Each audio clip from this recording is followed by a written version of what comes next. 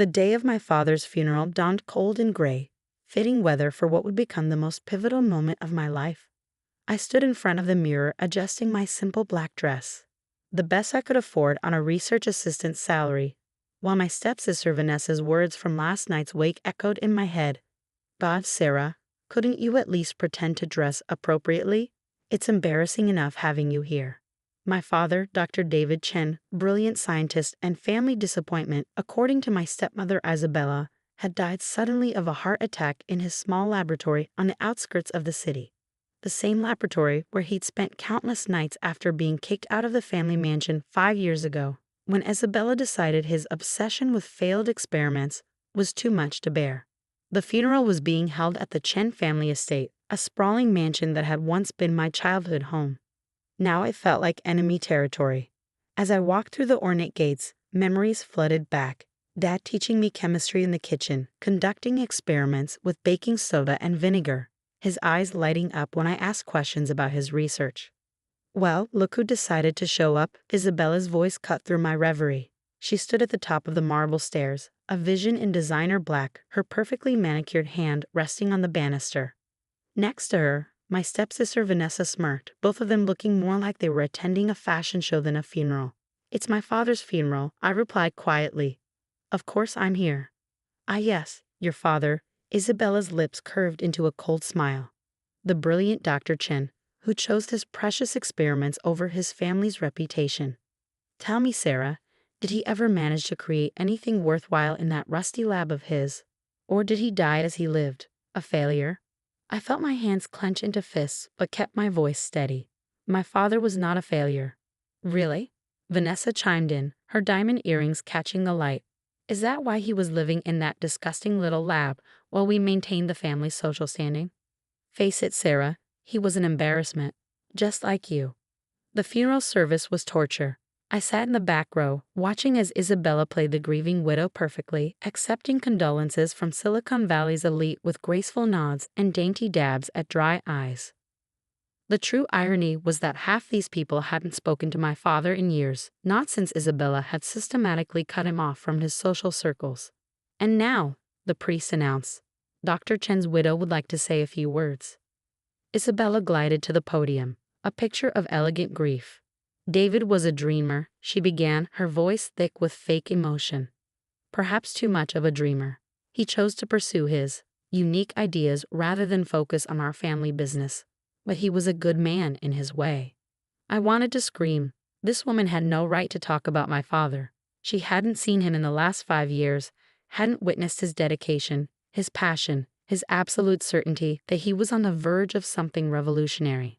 After the service, as people began to disperse, Isabella cornered me by the refreshment table. Now, about your father's lab, she said, dropping all pretense of grief. I'll be sending people to clear it out tomorrow. Whatever junk he left behind will be disposed of. You can't do that, I protested. That lab was his life's work. Actually, I can. The property belongs to Chen Industries, which as CEO, I control completely. Your father was merely allowed to use it out of my generosity. She smiled, showing perfect white teeth. Unless, of course, you can afford to buy it. We both knew I couldn't. My salary as a research assistant barely covered my rent in a tiny apartment. I thought not, Isabella continued. Don't worry, I'll have them throw away his things with all the respect they deserve. She paused, examining her manicure. Oh, and Sarah, don't bother coming back to the mansion. Now that your father is gone, there's really no reason for us to maintain any pretense of family ties. I left the funeral with tears burning in my eyes, but I refused to let them fall. Instead of going home, I drove straight to Dad's lab. The small industrial building looked shabby compared to the mansion. But to me, it had always felt more like home than that cold, perfect house ever did. Using my key, the one thing Dad had insisted I always keep, I entered the lab. The familiar smell of metal and chemicals wrapped around me like a comfort blanket. Everything was exactly as he'd left it. Equations scrawled on whiteboards, computer screens displaying complex molecular structures, and his old leather notebook sitting on the main workbench. That notebook. Dad had carried it everywhere, constantly making notes, drawing diagrams, muttering about getting the sequence right. Isabella had always mocked it, calling it his book of failures. With trembling hands, I picked it up.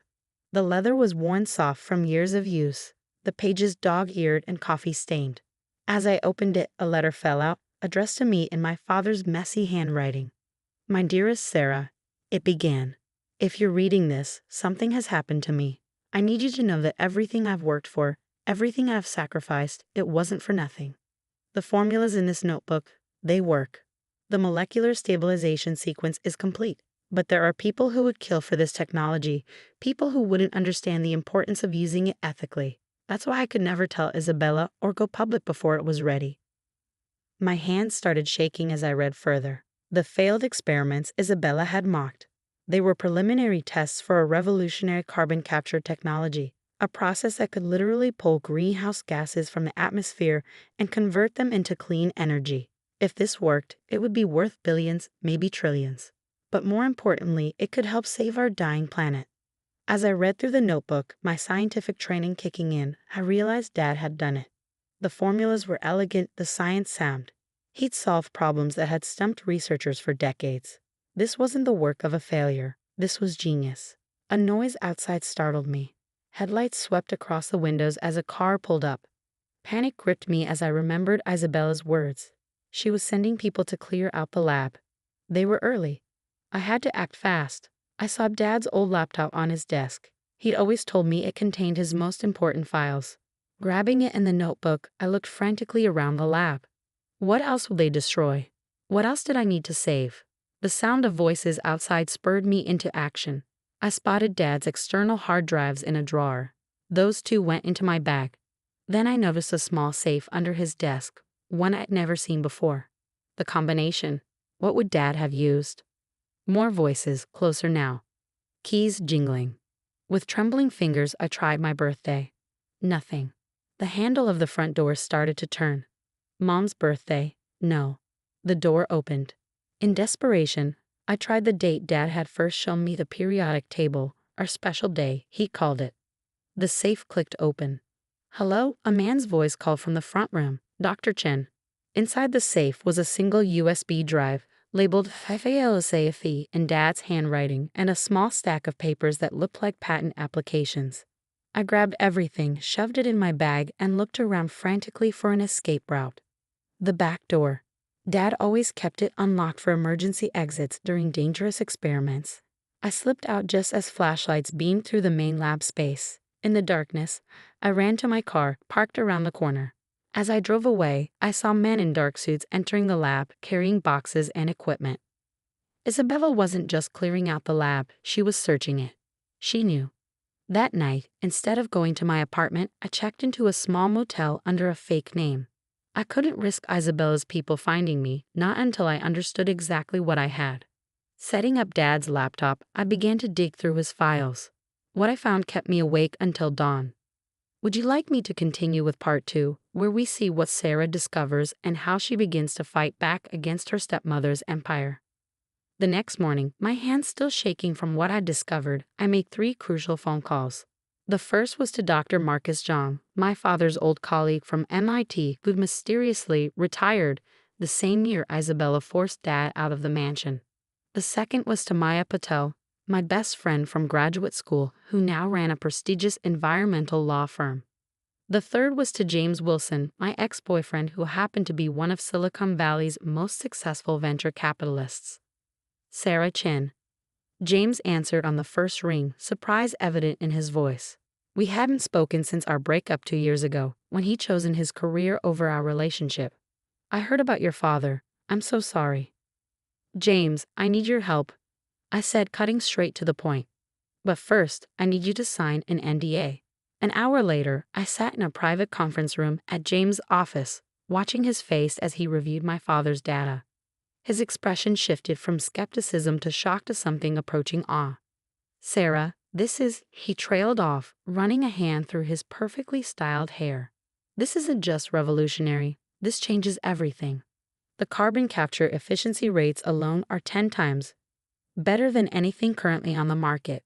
And the energy conversion process," he looked up at me, eyes wide. "Your father actually solved it." "Yes," I said quietly, "but there's more." I showed him the files I'd spent all night decoding. Dad hadn't just developed the technology, he'd documented every attempt Isabella and Chen Industries had made to steal his research over the past 5 years. Email threads, recorded conversations, surveillance footage, he kept everything. She tried to force him to hand over the patents, I explained, pulling up a particularly damning email chain. When he refused, she started spreading rumors about his mental stability, cut off his funding, and eventually kicked him out. But she never stopped trying to get her hands on his research. James whistled low. This is corporate espionage. Serious stuff. He paused, studying me. What do you need from me? Investment capital. Enough to set up a new company and fast-track the development. Maya's already working on securing the patents in my name. Dad had filed the preliminary paperwork before he died. But we need to move quickly, before Isabella realizes what she's lost. Before James could respond, my phone buzzed. A text from Maya, 911. Turn on CNBC now. James grabbed the remote, switching on the conference room's wall-mounted TV. Isabella's perfectly composed face filled the screen as she stood at a podium in front of Chen Industries headquarters. It is with great pride that I announce Chen Industries' breakthrough in carbon capture technology, she was saying, her voice smooth as silk. My late husband's final project has yielded remarkable results, and we expect to begin implementation within the month. My blood ran cold. She was trying to claim Dad's research as her own. That's why they were searching the lab, I whispered. They're going to try to recreate his work. James's phone chirped. Chen Industries' stock was already soaring on the announcement, but I noticed something in Isabella's press conference, something that made me lean forward. The molecular stabilization sequence, she was explaining to the reporters, allows for unprecedented carbon capture rates. But her description was wrong. Completely wrong. They didn't have Dad's real research. They had whatever fragmentary notes they'd found in the lab, and they were bluffing. My phone rang. Dr. John. I saw the press conference, he said without preamble. She's desperate, Sarah. Chen Industries is in trouble. They've been covering up massive losses for years, using creative accounting to hide their failed projects. Your father knew. That's why Isabella wanted his research so badly. She needs a win to keep the company afloat. A plan began forming in my mind. Dr. Zhang, how quickly can you put together a research team? For David's daughter, give me 48 hours.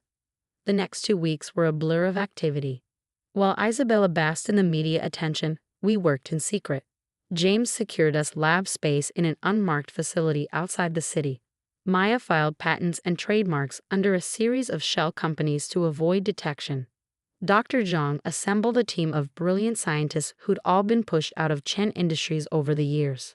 But we had a problem. While we had Dad's research, we needed proof that Isabella had actively tried to steal it. The evidence on Dad's laptop wasn't enough. We needed recent documentation of their corporate espionage. That's when Vanessa's greed proved useful.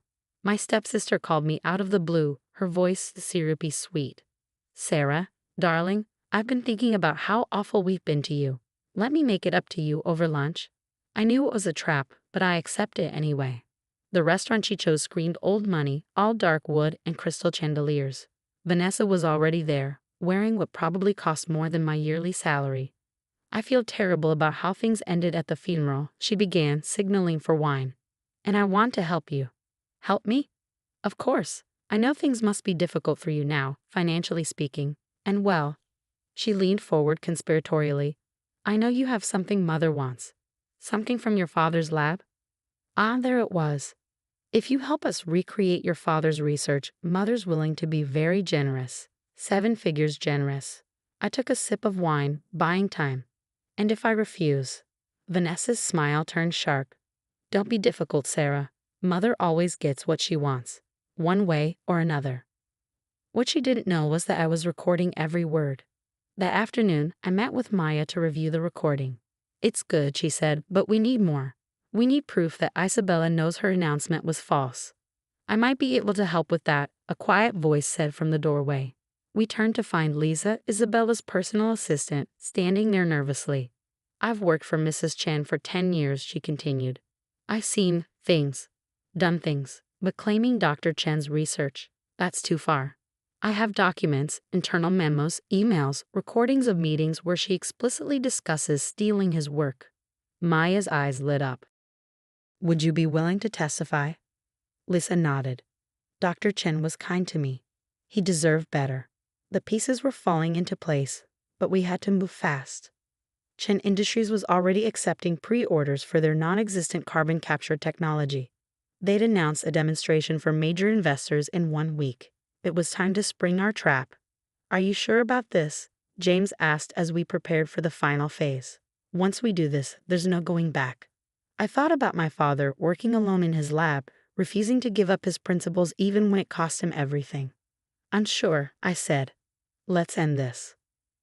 Would you like me to continue with part 3, where Sarah executes her plan and confronts Isabella at the investor demonstration?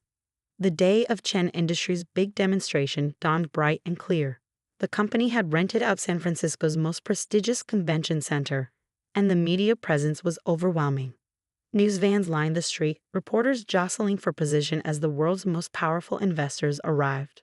I watched the live stream from our own facility, where Dr. Zhang and our team were making final adjustments to the real carbon capture prototype. We'd worked around the clock for 2 weeks, fueled by coffee and determination to bring my father's vision to life. Everything's ready, James said, adjusting his tie.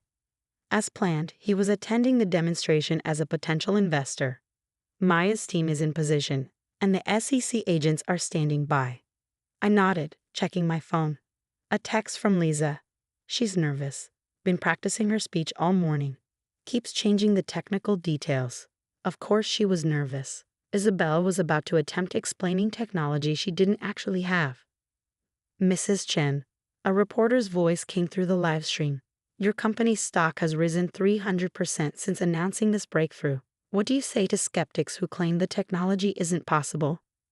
Isabella's laugh tinkled like breaking glass. I say wait until the demonstration.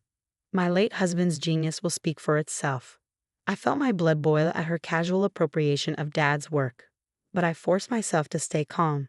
Everything depended on timing. At exactly 2 p.m., Isabella took the stage. The convention center was packed with investors, media, and tech industry elite. Vanessa sat in the front row, looking smug. Ladies and gentlemen, Isabella began. Today marks a historic moment in the fight against climate change. Chen Industries' revolutionary carbon capture technology will transform our world. She launched into her presentation, and I had to admire her acting skills. She spoke confidently about molecular bonds and energy conversion rates, delivering the carefully memorized script flawlessly. But I could see the panic in her eyes when questions started coming from the audience. Could you explain the stabilization process in more detail? One scientist asked. Isabella's smile flickered. Of course. The process involves specialized molecular sequencing. But how do you prevent degradation during the conversion phase? Another expert pressed. Our proprietary technology, Isabella started, but she was floundering. That's when James stood up. Perhaps a demonstration would be more convincing. Isabella's relief was palpable. Yes, absolutely. If you'll direct your attention to the main chamber. The massive machine behind her hummed to life. It was impressive looking, I had to give them that, all gleaming metal and pulsing lights. But I knew it was just for show. As you can see, Isabella continued, the carbon dioxide is being extracted from the air and converted to. The machine made a horrible grinding sound, then sparked dramatically. Emergency alarms began blaring. Minor technical difficulty, Isabella assured the murmuring crowd. Our engineers will. Or maybe, I said loudly, standing up from my place at the back of the hall. The machine doesn't work because you stole incomplete research and tried to recreate technology you don't understand. The room fell silent. Isabella's face went pale as I walked toward the stage. Sarah, she hissed, what are you doing here? Isn't it obvious, Mother? I continued, my voice carrying in the quiet room. I'm here to demonstrate my father's actual technology. Security. Vanessa shouted, but before anyone could move, the convention center's doors opened. Maya strode in, followed by a team of FBI agents and SEC officials. Isabella Chen, she announced, you're under investigation for corporate fraud, espionage, and securities manipulation. This is ridiculous, Isabella sputtered. I have proof. Documents. Forged documents, Lisa said, stepping forward. I should know. You made me create them. The next hour was chaos. While FBI agents secured Chin Industries' fake prototype as evidence, Maya presented our documentation of Isabella's fraud. The emails, the recordings. Maya's team verified the transfer. With Isabella's shares, I now controlled what remained of Chen Industries. The company that had once cast out my father was now mine. The irony wasn't lost on me. The next year brought changes I could never have imagined. Chen Sustainable Technologies installed our first large-scale carbon capture facility in California, with dozens more planned worldwide. The technology worked better than even Dad had predicted, giving real hope in the fight against climate change. Vanessa took a plea deal and served community service at an environmental cleanup organization. The experience seemed to change her. She later started a nonprofit focused on sustainable fashion. Lisa, Isabella's former assistant, became my trusted chief of staff, her organizational skills helping us manage our rapid growth. Isabella served 3 years in a minimum security prison. Upon release, she moved to a small house in Montana, about as far from her former lifestyle as possible. She sends me letters sometimes full of regret and attempted explanations. I read them, but rarely respond. On the first anniversary of Dad's death, I visited his grave early in the morning. The simple headstone stood in stark contrast to the ornate Chen family plot nearby. We did it, Dad, I said softly, placing fresh flowers by the stone. Your work is helping people, changing things, just like you always wanted. That afternoon, I had a board meeting in our new headquarters. The company had grown to over 1,000 employees, and our market value had reached $50 billion. But before heading into the meeting, I stopped by my office and opened Dad's old notebook, now carefully preserved in a glass case. Inside on the last page were words he'd written years ago. Success isn't measured in dollars or acclaim, but in the positive change we create. Remember that, Sarah. I did remember. Every day, as I stood looking out over the city, I thought about legacy. Isabella had built her empire on deception, desperate to maintain the appearance of success. Dad had worked in a humble lab, focused only on making his dreams reality. In the end, truth and dedication had won out over lies and manipulation. Real change had triumphed over empty promises. My phone buzzed. Another international contract, this time from India. More opportunities to implement Dad's technology to reduce carbon emissions, to make a difference. I smiled, touching the simple locket I always wore, the one containing a small piece of paper from Dad's notebook. Sometimes the greatest victories come not from destroying others, but from staying true to your principles and letting your work speak for itself. Dad taught me that, and it was the most valuable inheritance he could have left me. The world was changing, and thanks to him, I was helping change it for the better. That, I knew, would have made him prouder than all the billions in the world.